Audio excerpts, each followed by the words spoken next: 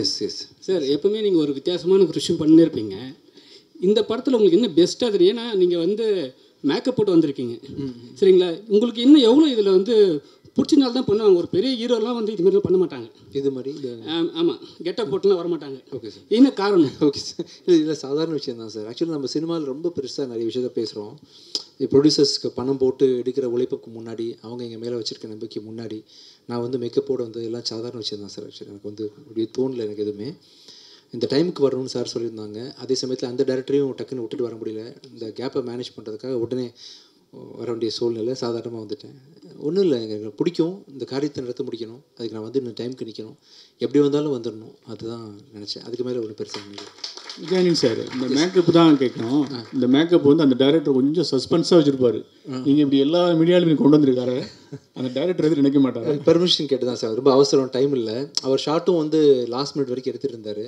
இப்படி போனால் அப்படி போக இருக்குன்னு சொல்லியிருந்தேன். அவர் அலோவ் பண்ணார், அதனால வந்தேன். விஜயானந்த் சார், நீங்கள் வந்து லாஸ்ட் டைம் ஒரு ஹீரோயின் கூட வந்து பேசுனீங்க போது என்ன சொன்னீங்கன்னா, கான்ட்ரவர்சி ஏதாவது கேளுங்கன்னு நீங்கள். ஆமாம் சார். ஆனால் இந்த வாட்டி வந்து எந்த ஹீரோனும் கிடையாது. ஏன் நீங்கள் கான்ட்ரவர்சி கேட்கறதுனாலே வரலையா அவங்க? தெரியலையே சார். நம்ம மேயா ஆகாஷ் ஆக்சுவலி சின்ன வேலையாக பாண்டிச்சேரியில் பிஸியாக இருக்காங்கன்னு நினைக்கிறேன்.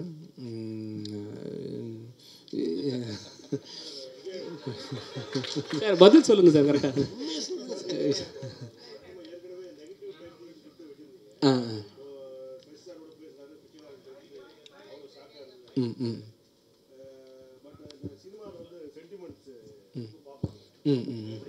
பூஜை போட்டு தான் ஆரம்பிக்கணும்.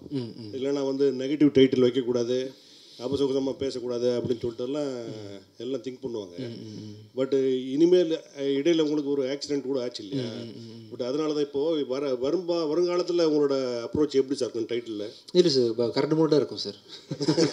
இந்த சென்டிமெண்ட்ஸ் வந்து உங்களுக்கு கிடையாதா சினிமாவில்? இல்லை, கிடையாது சார், கிடையாது சார். மனசு தான் சார் எல்லாமே. நீங்கள் ஏதாவது ஒரு ராகு காலம் சொல்லுங்கள். ராகு காலம் சார், கெட்ட காலம் தான் சார். அந்த நாளில் வேணால் உங்களுக்கு படம் ஆரம்பிச்சு காட்டுறேன். நான் ராகு இடத்த ரிலீஸ் எமகண்டத்தை ரிலீஸ் பண்ணுறேன். நீங்கள் டைம் சொல்லுங்கள், உங்களுக்கு நான் வந்து பண்ணி காட்டுறது. விஜயாண்டனி சார். எஸ், யமகண்டம் சூப்பர் சார். சார் நீங்கள் தான் சாட்சி. ராகு காலம் யமகண்டம், அது ஏன் டைட்டில் சார். தயாரிப்பாளர் சங்க சார்பா நீங்கள் வேறு யாரையும் வைக்க விடாதீங்க ப்ளீஸ். சீக்கிரமாக அப்ளிகேஷன் கொடுத்துருங்க, ரெஜிஸ்டர் பண்ணி கொடுத்துருவோம். தயவு செஞ்சு அதை சொந்த படமாக எடுங்க சார். இன்னும் ஒரு 10 நிமிஷம் இருந்தால் இன்னும் பல டைட்டில் வரும் போல இருக்கு சார். கண்டிப்பாக 10 நிமிஷத்தில் இன்னும் பல டைட்டில் வரும் சார். எடுத்து கொடுங்க please. Antony sir. Yes Antony sir, நீங்கள் எங்கே இருக்கீங்க? இங்கே எஸ் சார். நீங்கள் வந்து அண்ணன் சொன்ன மாதிரி ஒரு ஆக்ஷன் நடந்தது, அதெல்லாம் வந்து விட்டுருங்க சார். அதில் வந்து ஒரு விஷயம் பார்த்துருப்பீங்க, கடலுக்குள்ளே போகிற மாதிரி. இதே விஷயம் வந்து நீங்கள் இந்த படத்துலையும் பண்ணியிருக்கீங்கன்னு சொன்னாங்க. கடலில் போனோம், அதை காருக்குள்ளே. அப்போ என்ன ஃபீல் பண்ணீங்க? இல்லை சார், ஆக்சுவலாக இதுக்கு முன்னாடியே போயிட்டேன்னு நினைக்கிறேன் கடல். முதல்ல இந்த இதோட போனேன், அப்புறம் தான் நான் உண்மையாகவே கடலில் போனேன். ஒன்றும் இல்லை சார். ஆக்சுவலாக சுற்றி ஒரு டீமே இருக்கிறாங்க. சினிமா எடுக்கும்போது சினிமாவில் உள்ள ஹீரோஸோட வாழ்க்கை வந்து ரொம்ப சூப்பரான வாழ்க்கை சார். ஆக்சுவலாக வந்து காலையில் 5 மணிக்கு ப்ரொடியூசர் கார் வச்சு கொடுத்துருவாரு. காலையில் வந்தாலும் சாப்பாடு போட்டுருவாங்க, பத்திரமா பார்த்துப்பாங்க, ராஜா மாதிரி பார்த்துப்பாங்க. அப்படின்றதுனால எந்த ஒரு ப்ளஸ் வந்து எனி ரிஸ்க்குன்னு பார்த்தீங்கன்னா, வேறு எந்த துறையிலேருந்து நான் அந்த கடலில் விழுந்திருந்தால் கூட நான் உண்மையிலே போயிருப்பேன். ஆக்சுவலாக சினிமான்றதுனால உள்ள டெக்னீஷியன் டக்குன்னு குடிச்சு காப்பாற்றுறதுன்னு சொல்லிட்டு பெப்சி தொழிலாளிகள் அதுன்னு சொல்லிட்டு பூவை போல் பார்த்துப்பாங்க எல்லார் ஹீரோஸையும். ஸோ அது எப்போவுமே ஒரு பயம் இல்லாமல் தான் எல்லா விஷயத்தையும், ஃபைட்டில் சீனில் கூட பார்த்தீங்கன்னா ரோப்பில் தொங்க விட்டாங்க, எதுவாக இருந்தாலும் பயம் இல்லாமல் அணுகிறேன். ஒன்றும் நடக்கலை சோஃபார். நடந்ததும் பெரிய விஷயமா படல. நல்லா பார்த்துப்பாங்க, நாங்கள் பார்த்துப்போம். ப்ரொடியூசர்ஸ் பார்த்துக்கிறாங்களோ, ஹீரோஸ் பார்த்துப்போம். ஓகேவா?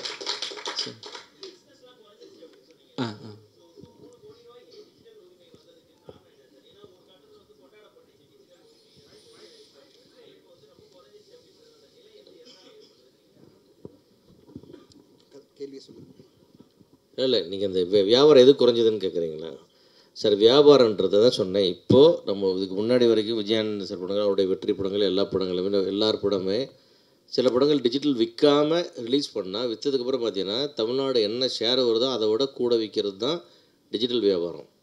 இன்றைக்கி ஒரு படம் 19 கோடி ஆல்மோஸ்ட் 20 கோடி ஷேர் வந்த படம் 2.25 கோடி டிஜிட்டல் விற்கிதுன்னா அதுதான் அந்த டிஃப்ரென்ஸ், இந்த பர்சன்டேஜ் பார்த்துங்கன்னு சொன்னேன். ஆனால் அதே மாதிரி இப்போது கார்டன் 19 ரூபா பண்ணிச்சு, மகாராஜா 25 ரூபா பண்ணிச்சு சந்தோஷப்படுறான். கிடையவே கிடையாது. அதெல்லாம் அது ஒரு 40, இது ஒரு 70 கோடி பண்ண வேண்டிய படம். அவ்வளோ ஸ்டாண்டர்ட் இருக்குது படத்தில், அவ்வளோ குவாலிட்டி இருக்குது. பார்த்து அத்தனை பேருமே நல்லாக்குன்னு சொன்ன படம் இவ்வளோ தான் வசூல் பண்ணால் அப்புறம் மீதி வசூல் எங்கே போச்சு? ஏன் வர்றதில்லை ஆடியன்ஸ் இங்கே? ஆடியன்ஸை வர வைக்கிறதுக்கான முயற்சிக்காக தான் அதை நான் சொன்னேன். டிஜிட்டல் ரைஸ் வந்து ஒரு 5 மடங்குக்கு கீழே போயிடுச்சு. அதில் அந்த டிஃப்ரென்ஸை யார் மேட்ச் பண்ணுறாங்க? ப்ரொடியூசர் ஒரு ஆள் தான் தூக்கிட்டு சுற்றுறாங்க. அதுக்காக யாருமே 100 ரூபா குறைச்சிக்க ரெடியாக இல்லை.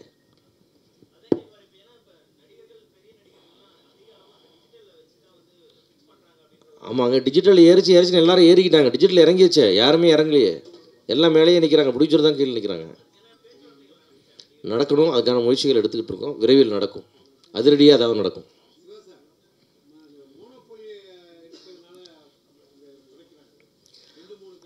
ஆமாம் சார், மோனோப்புலி தான் இருக்குது. அந்த மோனோப்புலி தானே ஏற்றுனா, வேறு யாரும் ரேட்டை ஏற்றலையே. அந்த மோனோப்புலி இருக்கிற வந்து உங்களுக்கு அமேசான், நெட்ஃப்ளிக்ஸ் வந்து தான் இந்த ரேட்லாம் ஏறிச்சு, மார்க்கெட் ஏறிச்சு.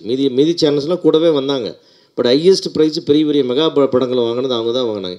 இன்றைக்கி அவங்க நான் வாங்கலைன்னு ரிவர்ஸ் பண்ணிட்டு அது அவங்க ரைட்ஸ், வாங்க மாட்டேன்னு சொல்கிறது. பட் வாங்க மாட்டேன்னு சொல்கிறது, பட் நாம தயாராகணும்ல. அதுக்கு நம்ம இண்டஸ்ட்ரியை தயார்படுத்தணும். 2019 என்ன இண்டஸ்ட்ரி இருந்தோ திருப்பி ரிவைவ் பண்ணி அங்கே கொண்டு வந்து அந்த ஸ்ட்ரக்சரை கொண்டு வந்தீங்கன்னா தான் சினிமா எடுக்க முடியும். இல்லாட்டி இது ரொம்ப நாளைக்கு தாங்குற வண்டி இல்லை இது. அதுதான் சொல்ல வந்தேன். அது ஒரு வார்னிங்கை தான் நான் அவ்வளோ வேண்டுகோளாக உங்களுக்கு சொன்னேன். டைரக்டரு ஆமாம் சார், தயாரிப்பாளர் சங்கம்னு இருந்தால் கூட தனி மனிதனா கூட எல்லோரும் யோசிக்கணும்ல. அதுதான் சொன்னேன். பிரெயின் டெட்டாச்சு, கையை கால் விரல எல்லாம் மாட்டிக்கணும்னு சொன்னேன் நான்.